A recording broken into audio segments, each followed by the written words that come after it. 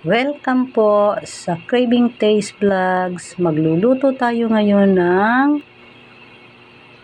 nilagang buto-buto na ang sahog natin ay kamote at pechay. Yan po. Inumpisahan ko ng hiwain yung mga sangkap.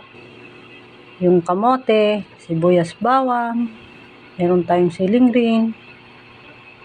Ayan, tapos ko na. Ito na yung buto-buto, ribs ng baboy na malaman.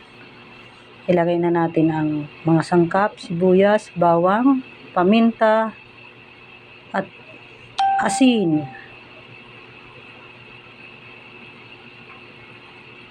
At saka tayo maglagay ng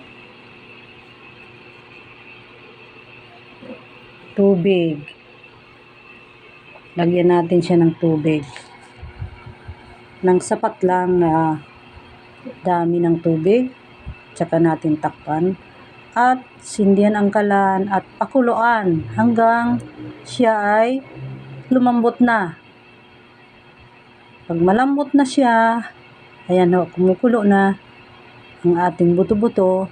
Maglagay tayo ng magic sarap. Tsaka ilagay na natin ang kamote. Yung kamote. Medyo manamis-namis yan na ating nilagang buto-buto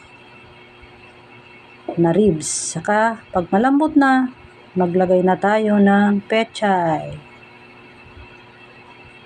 Yan, nilagay ko ng siling green.